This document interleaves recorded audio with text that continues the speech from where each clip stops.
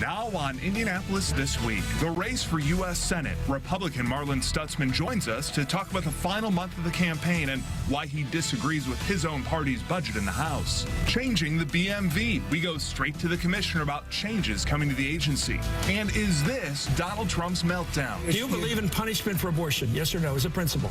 The answer is that there has to be some form of punishment. Our insiders on the state of the GOP race heading into a critical showdown in Wisconsin. From RTV6, Indianapolis This Week.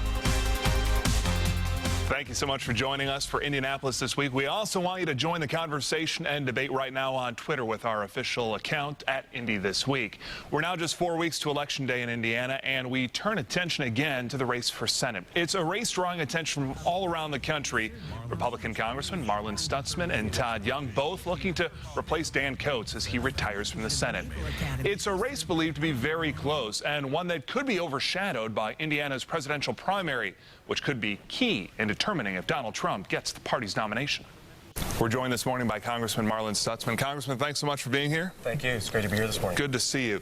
You spent 8 years in the state capitol, almost 6 years now on Capitol Hill, but you're making the case, or trying to, that Todd Young is the establishment candidate. How is Todd Young more establishment than you?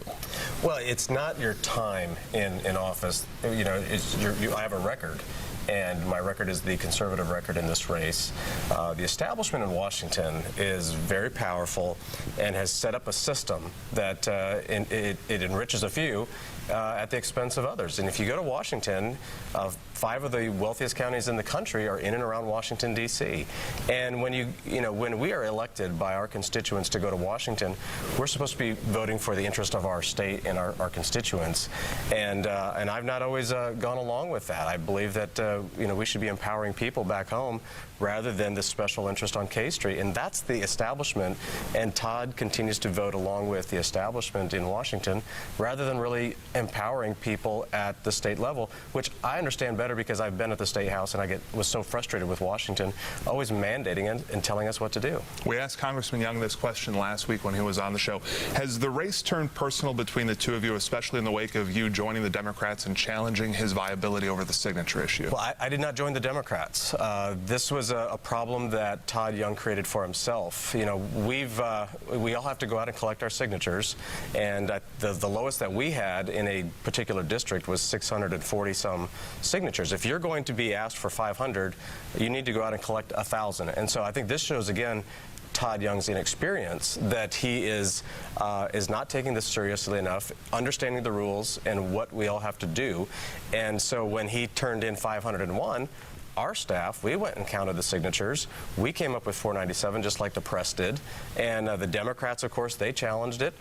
We asked for a count by the Election Commission to count the signatures. They did not count them. They started at 497 and worked up to 500. But I think it shows you a flaw in the leadership of Todd Young, that you go above and beyond what's asked. You don't cut it so close. So you don't regret challenging him on that issue? No, well, because it's an honor system. And so, you could file well below 500, and if no one challenges it, you would be on the ballot. Governor Pence did the same thing back in 2012 when he challenged Jim Wallace's signatures in 2012 for the governor's race. And so these have happened before, and when you're cutting it at 501 and we go and count them and see that he's short, the only process that we have is to ask the Election Commission to count the signatures, and because it was 497, just like the press counted. You recently voted against the GOP budget plan, and as part of the Republican Study Committee, you've got your own plan. Right. Why is your plan a better plan? Well, the current Republican proposal is locking in a $30 billion increase in spending, and I have consistently told my constituents in the 3rd District that I am going to not allow for increasing. I'm not going to vote to increase spending when we don't cut any spending elsewhere. We just continue to let the federal government grow, and there's a lot of waste and abuse. And all we're asking is to find $3 out of 100 to cut, to keep the federal budget at the status quo. And we have $19 trillion of debt. That's the big threat, I believe, to our country. It's going to slow the economy down. It's going to make it more difficult to make sure our military has the funding it needs, because 2/3 of the federal budget is on autopilot. And so we're fighting over this other $1 trillion in spending, and half of that goes to the military, and the military's been the one that's taken the biggest cuts. My conservative budget always increases spending on defense and makes broad reforms to government overall to make sure that we get back to balanced budgets. Todd Young votes against every conservative budget, and so I'm offering it again this year, and so I'm anxious to see what Todd's going to do here in a couple of weeks when it's on the floor. You know, maybe now that he's running for Senate, he might vote for it. If you were serving on the Senate right now, would you at least sit down with President Barack Obama's Supreme Court nominee Merrick Garland? You know, I think that this is a very unique situation. And actually, I think that it benefits the American people because it's obviously, I mean, I'm saddened by the loss of Justice Scalia. I had the chance to sit down with him and, you know, visit with him one night. It was just really a very neat moment. But here we have, you know, the most liberal president we've ever had in this country with Barack Obama, who's going to make a nomination, and I think he has the right to nominate. But I think this is a two-step process, and the Senate is to confirm the nominee to the Supreme Court. But we're at a turning point in this country, and I think that with the unique situation of an election right now going on for the president, that let's let the democratic process work out first. Let's make sure we know who the next president and who the next senators are going to be. Now, I mean, it may be a Republican president, it may be a Democrat president, but let's go back to the democratic process and listen to the people, because right now, through this election process, more people are coming out and voting in this election than what we've seen in the past. And I think that by waiting, it shows wisdom that we're actually listening to the people. Finally this morning, let's talk about the presidential race. If Donald Trump is the GOP nominee, either getting enough delegates before Cleveland or coming out of the convention as the nominee, do you support Donald Trump for president? I will support the Republican Party voters. We believe in a democratic process and actually letting people vote for the nominee. It's not over yet. Nobody has secured the delegates entirely, and so I'm going to wait and see what happens. But I will support the Republican nominee. If that's Ted Cruz, I will support Ted Cruz. If it's Donald Trump, I will support Donald Trump. If it's John Kasich, I'll support John Kasich. I know for a fact that a Republican president will be better for our country than what Hillary Clinton or Bernie Sanders will be. We have got to get spending under control. $19 trillion of debt is too big of a weight for my kids and for our families across our state. We'll leave it there. Congressman Arlen Stutzman, thanks for being here this morning. Thank you. Good to be with you. Thank you. And last week, Todd Young was our guest right here on Indianapolis This Week, and you can see both interviews right now on our Indianapolis This Week Facebook page. Coming up, the race for president set to roar into Indiana, and it could be key for those groups hoping to block Donald Trump from getting the GOP nomination. Our insiders are ready to talk about that and the showdown this week in Wisconsin. That's next. You're watching Indianapolis This Week, only on RTV6. To Indianapolis This Week. Are you ready for the circus to come to town? That's one description we keep hearing as the race for the White House gets ready to take center stage here in Indiana, as the outcome here for both Republicans and Democrats could, of course, play a key role in determining who's on the ballot come November. Let's bring in RTV6 State House reporter Katie Hines. Voters will head to the polls 1 month from today, and all eyes will be on Indiana with the only primary scheduled for May 3rd. We're getting an idea of our state's importance in this race. The Hillary Clinton campaign hired a state director this week. Bernie Sanders' campaign is beginning to open offices in Indiana, and we're hearing plans for candidate visits. We'll know when and where later this month. The campaign's telling us those plans will be set about 2 weeks in advance. Expect ads, crowds, and probably protests. And no doubt you'll hear about Carrier. The company's decision to move operations and jobs to Mexico has touched a nerve and quickly made its way into the presidential race. Jason? Thank you, Katie. We want to welcome in our political insiders now, Adam Kirsch, Abdul Hakim Shabazz, and Mary Beth Schneider. Thanks for being here this morning. And let's talk about that circus coming to town here in Indiana. I think Thunderdome is more appropriate. Thunderdome, I think that's right. A lot of spikes and big tires. Adam, let's start with you. What can we expect now over the next 4 weeks? The next 4 weeks, the first week's going to be a lot of setting up. I mean, literally open offices, getting infrastructure built. On the Democratic side, both campaigns now have a state director. I believe both now have office spaces opening up. I know the Clinton campaign's opening offices around the state. I don't know as much about the Bernie plan. And then after that, I expect to see lots of FaceTime from all 5 candidates. I mean, Kasich's next door in Ohio. Trump likes these big rallies, so I would expect we have a couple of those. And Hillary Clinton's got experience campaigning here before, so I think that'll be fun for her to rekindle. Abdul? It'll be interesting. Donald Trump, they don't have anybody on the ground yet. They're going to wait until after the Wisconsin primary. I know the John Kasich people, they've already contacted folks on the ground. Ted Cruz's father is actually supposed to be here in the next week or so for a private meeting with some of the evangelical-based crowd. And like Adam said, Hillary's got people, Bernie's got people. So congratulations, Indiana. It only took 2 election cycles, but you matter again.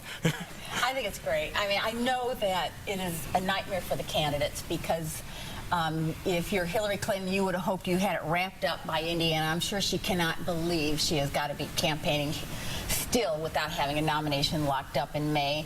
And on the Republican side, with nobody having it locked up by May, I think that means that nobody is having it locked up, and you're going to be heading in to a contested convention. But Indiana voters get so ignored. And nobody ever holds rallies here. I ran into people at Obama rallies 8 years ago who were not necessarily Obama supporters. They just were so happy that a candidate finally came here to ask them what they think.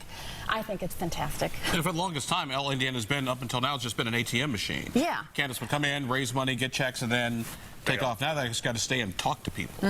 Well, before they get to Indiana, of course, it's Wisconsin. This week, all eyes on Wisconsin, and it's a huge vote, especially on the Republican side of things, in the wake of Donald Trump's controversial comments and then backing off the comments on abortion this week. Abdul, if he can't win Wisconsin, what does that mean for his campaign? What does that mean for the Republican race going forward? It means the likelihood of a contested, open, brokered primary, pick the metaphor of your choice, grows even more. I was on the phone with some friends of mine in Republican politics in Wisconsin. They are not Donald Trump fans. They're doing everything humanly possible to build that firewall. So there was that in there, and then the fact that the candidates saying that they won't support each other, and that could cause some problems for Trump in South Carolina because you signed like a delegate pledge that you will support the candidates. If you don't, they'll take your delegates away. So, like you said, Circus, Thunderdome, it's going to be fun. All of it. Adam, on the Democratic side of things, I believe it's 96 delegates up for grabs there as well. The Hillary Clinton train, it just kind of keeps rolling at this point. It's interesting. Everybody's paying attention to rules now because rules always matter.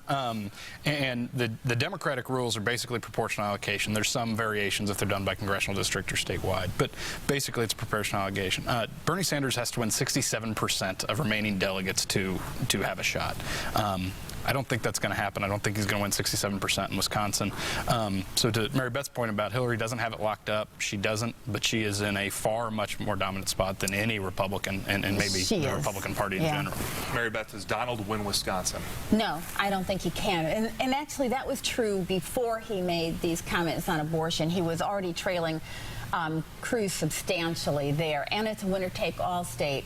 So I don't think he even comes out of there with, like 30% of the delegates or something like that. It doesn't work that way there. How does he spin it then? Can he spin it? I think he can spin it probably as, you know how he does, a loser state, the establishment. Those were the dirty tricks by Lyin' Ted.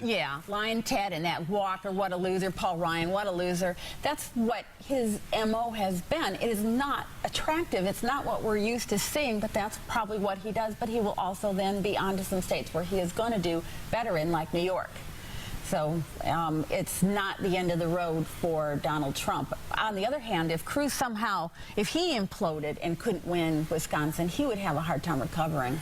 And something else to think about, too, once they circle back to Indiana. Indiana is sort of a winner-take-most state because you have at-large delegates statewide.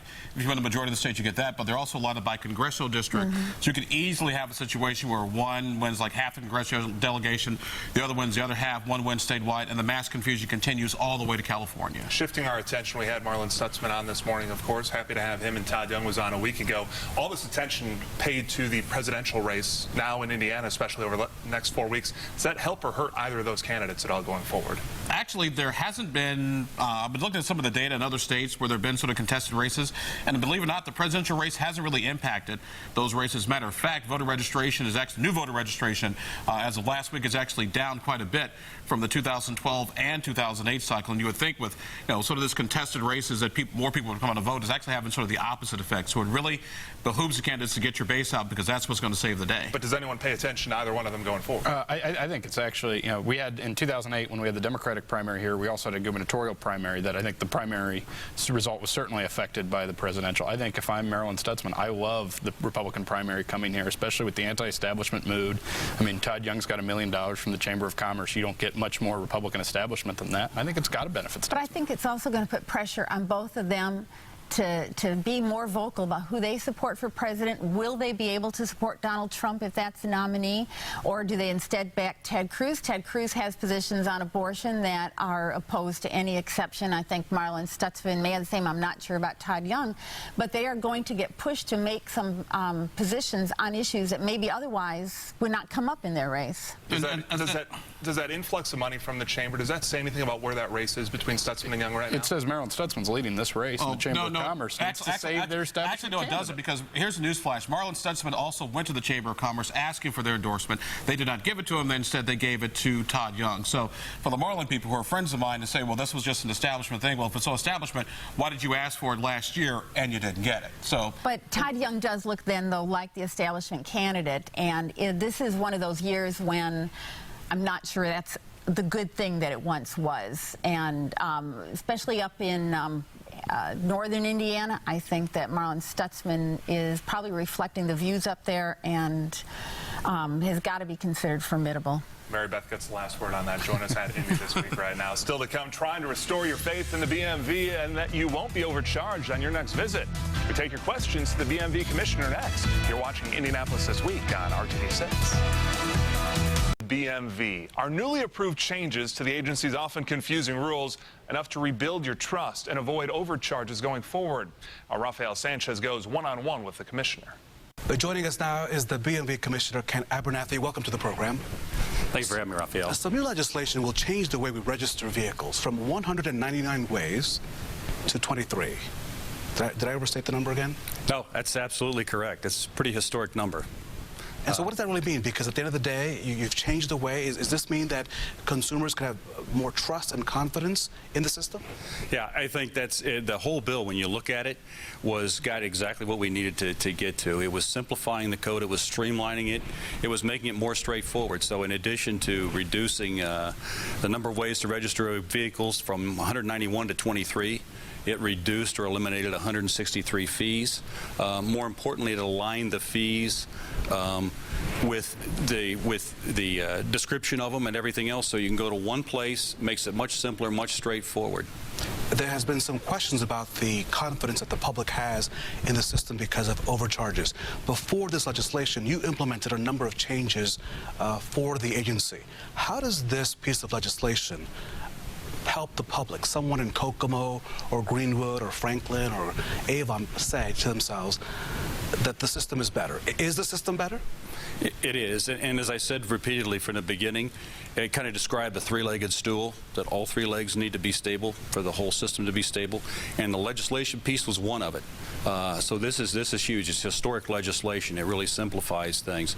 The other piece was operations, the operations aspect of it, and I would point out that we've implemented a project management office that allows us to do things in a systematic way that measures performance and holds accountability. And then finally, we've put in an internal audit component to continually review our processes and practices. And have you found things with the new system? Have you been able to get your employees help to say, look, this may not be working, or we found something new? I mean, has that yielded the results you've wanted in this short amount of time? It has. What it's done is, the big thing we talk about is transformational change. It's been a cultural shift to let employees feel empowered. If they see something that they have recommendations on ways we can do things better, to come forward and tell us, hey, look, here's something that let's take a look at it. And so it's involved them in the process and given them a sense of not only pride but an ownership in the whole process. Just last week, you reinstituted the vanity plate, the personalized plates across the state. One of the criticisms of the program during the lawsuit was that the rules were not clear. Moving forward, will the rules be clear as the agency is allowed to determine what is government speech? Yeah, we're going to follow it exactly by the statute. It tells us that if it's something that's offensive or whatever, that's what we use as our criteria. It's written right in the statute. It's pretty clear, pretty straightforward. We feel now that we've got a process in place to fairly and consistently review those plates, so folks that submit those applications will get a quick and fair response.